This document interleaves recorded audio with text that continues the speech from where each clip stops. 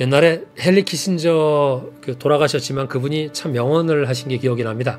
미국의 적이 되는 것은 대단히 위험하다. 그러나 미국의 맹방이 되는 것은 더 치명적이다. 명언이었던 것 같습니다. 그런데 이 명언이 나라 이름만 바꾸어서 우리에게 다가올 수도 있을 것입니다. 미국이 아니고 중국도 그럴지도 모릅니다. 먼 훗날에는. 이런 것처럼 우리가 기존에 알고 있던 미국과 중국 두 나라는 모두 다 예전의 그들의 모습이 아니라는 것은 분명한 것 같습니다. 안녕하십니까. 중국 경제와 투자의 데이터베이스 샹하이 클래스입니다. 우리 생활에서 휴대폰의 지도는 이제는 없어서는 안 되는 매우 중요한 도구입니다. 차량 내의 GPS 시스템도 원래는 군사용에서 비롯된 것을 잘 아실 겁니다. 세계에 4대 위성 시스템이 있는데 그것이 이제 GPS와 글로나스 그리고 갈릴레오, 베이도. 일본 거는 조금 그렇게 많이 얘기는 안 되고 있으니까 이 4대 위성 시스템 중에서 역시 미국의 GPS하고 중국의 베이도가 이쪽에서도 패권을 다투고 있습니다. 최근에 이코노미스트지는 중국의 베이도 시스템을 11개의 국제기구가 사용을 하고 있다고 전하면서 GPS는 그 우위를 상실할 수도 있다는 경고를 했었습니다. 중국의 많은 변화에 대해서 믿기 싫은 것도 사실 많고 그렇지만 베이도 위성 시스템에 대한 무지도 아마 그런 데서 오는 것 아닌가 생각이 듭니다.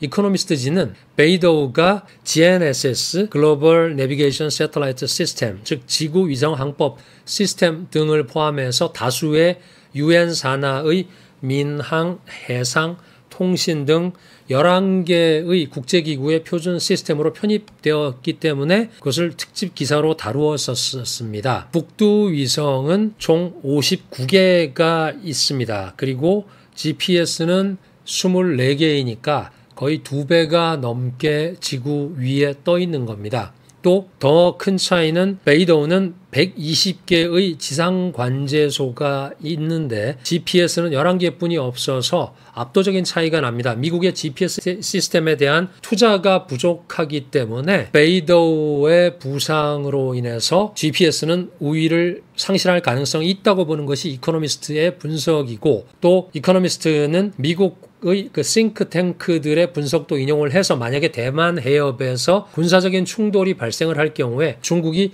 GPS의 신호를 교란을 하거나 속이는 전자전의 공격을 감행할 수도 있다고 했는데 이는 미군의 항법 시스템이 마비가 될 수 있다는 그런 설명이었습니다. 미국의 정보기관은 대만 해협에서 충돌이 발생할 경우에 베이도 위성을 중국이 활용을 해서 GPS를 교란하거나 속임수 공격을 할 수도 있다는 경고를 계속 해오고 있습니다. 이것이 이제 아마 GPS의 오류를 유도를 하는 그런 공격이라고 할 수가 있을 텐데요. 제가 들어보니까 드론이 자이홍 7이라는 드론이 있는데 이것이 정찰이라든가 전투 임무를 수행을 하는데 이 드론이 수집한 그런 정보를 지난번에 인도 파키스탄 전쟁에서 맹활약을 펼쳤던 젠10 이런 전투기로 직접 정보가 가면서 작전에 상당히 활용이 될 수 있다는 얘기를 들었습니다. 그래서 단순히 드론이 정보만 수집하는 것이 아니라 그런 탐지한 정보를 위성을 통해서 전투기나 또 전폭기에 데이터를 보내는 방식으로 지금 현재 중국의 무기 시스템이 그런 작전 통제가 이루어지고 있다는 점이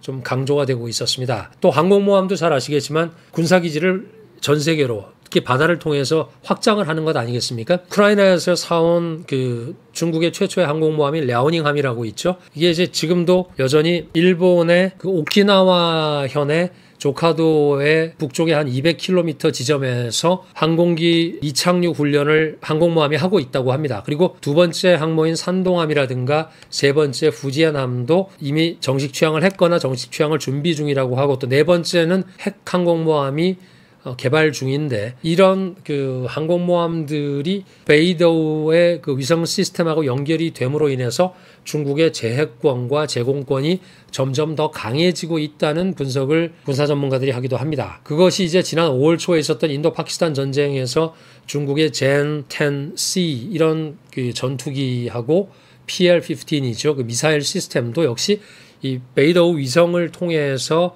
데이터를 송수신하고 고속 연산을 함으로 인해서 정밀한 위치 파악을 해서 타격을 함으로써 압도적인 정가를 올렸다는 것입니다. 그런데 예전에 어떤 군사 전문가는 중공군이 대만에 상륙을 하기만 하면 GPS가 끊기기 때문에 길을 잃을 것이다. 뭐 이런 분석을 하는 그런 군사 전문가도 있었습니다. 베이도 시스템 자체는 중국이 외부의 기술 의존이 전혀 없이 자체 개발한 것입니다. 머지않아서 아마도 상하이 길거리를 돌아다니게 될 중국산 휴머노이드 로봇에 지구 밖에 떠 있는 59개의 베이도우 위성들이 연결이 되면서 아마 중국은 그런 큰 그림을 그리고 있지 않을까라고 저는 생각을 합니다. 중미 관계가 지금보다 훨씬 더 괜찮았던 오바마 시절에 미국의 의회는 울프 조항이라고 하는 그 법을 통과시키면서 나사와 중국의 협력을 완전히 금지를 시켰습니다. 지금은 물론 더 하겠지만 이로 인해서 중국은 모든 우주 기술을 자체 개발할 수밖에 없는 상황으로 몰렸고 그것이 바로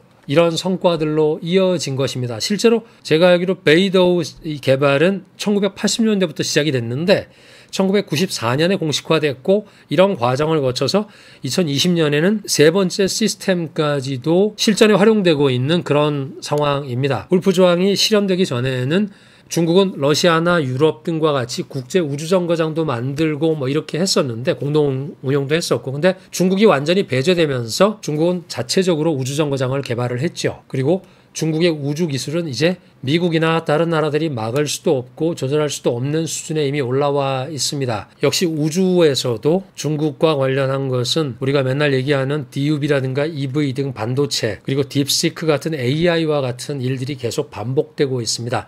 역사는 반복됩니다. 또 한 가지는 미국의 그런 정치 불안정과 과학기술 인재에 대한 처우가 조금씩 악화가 되면서 인재가 유출되고 있다는 것도 아마 이런 전체적인 과학기술과 관련된 좀 주목을 해봐야 될 사실인 것 같습니다. 트럼프 시절에 1기에 과학기술 분야의 예산이 대폭 삭감이 되었고 네이처지가 조사한 바에 따르면 미국 내의 과학자가 1600명 중에서 거의 70-80%가 미국을 떠나고 싶다고 응답을 했고 최근에 뭐 하버드 얘기도 많이 들으셨을 거고 점점점 더 악화가 되고 있죠. 그런 반면에 중국은 이런 과정을 거치기도 하고 이렇게 차분한 예측 가능한 과학 기술의 단계적인 발전을 이행을 하고 있기 때문에 1단계 목표를 실행을 하면 2단계로 넘어가고 도달하고 뭐 이렇게 하는 식입니다. 그래서 예측 가능하고 집행력이 있다는 것 때문에 전 세계 우주 전문가들도 상당히 조인을 원하는 그런 경우가 많이 늘어나고 있다고 들었습니다. 또 동시에 산업 규모가 커지고 있죠. 한 리포트를 또 제가 봤는데 거기에 나온 그 베이도우 관련된 산업 정책 자체가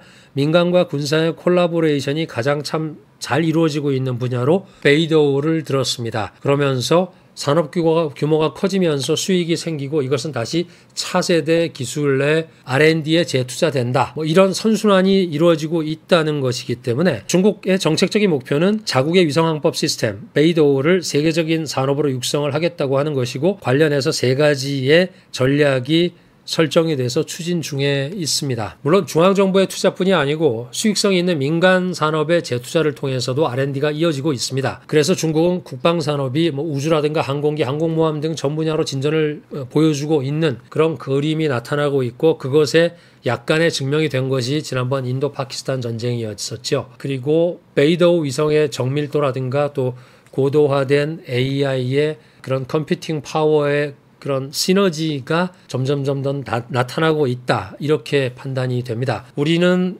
이 미, 중 두 나라의 양쪽에 끼어 있기 때문에 더 냉정하게 바라볼 필요가 있습니다. 베이도우의 산업과 관련된 것은 14,000개 기업들이 있고 그것과 관련돼서는 특히 이제 그 우주와 지상과 사용자 이렇게 세 분야로 구분을 할 수가 있는데 이것은 국유기업과 민간기업이 혼재해서 주요 역할을 나누고 또 포함된 기업들이 여기 정리가 되어 있습니다. 사실 미국의 문제는 돈이 없다기보다는 돈이 제대로 다 쓰이고 있지 않다는 데 있는 것 같습니다. 정부의 재정 수입이 1년에 약 5조 달러 정도 되죠. 그중에 1.5조 달러는 채권의 이자로만 내고 그중에 1조 달러는 국방비로 쓰입니다. 그런데 대부분의 국방비는 전부 해외의 기지와 항공모함을 운영하는 데 상당한 그 자금이 소요가 되고 있습니다. 하지만 중국은 내부에 집중 투자를 하면서 막히면 우회를 하고 또 우회하지 못하게 되면은 시간을 가지고 돌파를 하는 그런 전략을 가지고 있기 때문에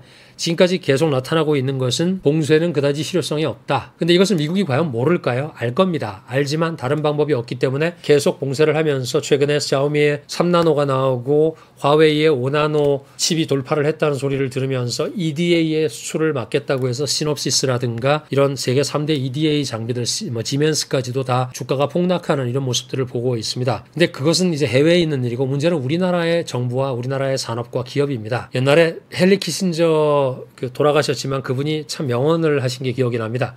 미국의 적이 되는 것은 대단히 위험하다. 그러나 미국의 맹방이 되는 것은 더 치명적이다. 명언이었던 것 같습니다. 그런데 이 명언이 나라 이름만 바꾸어서 우리에게 다가올 수도 있을 것입니다. 미국이 아니고 중국도 그럴지도 모릅니다. 먼 훗날에는. 이런 것처럼 우리가 기존에 알고 있던 미국과 중국 두 나라는 모두 다 예전에 그들의 모습이 아니라는 것은 분명한 것 같습니다. 좋은 쪽이든 나쁜 쪽이든 우리에게 유리하건 불리하건. 하지만 문제는 우리는 미국을 아는 사람들은 많은 것 같았지만 미국의 헛발질은 애써서 못 본 채를 하고 있는 것이고 중국을 안다고 말하는 사람들은 중국을 와보지도 않고 중국의 깊이를 경험해보지도 않은 사람들이 많습니다. 이 두 가지 다 우리 국가라든가 사회, 우리 개인에게 모두 더 치명적이라고 저는 생각을 합니다. 오늘의 한어를 마치겠습니다. 감사합니다.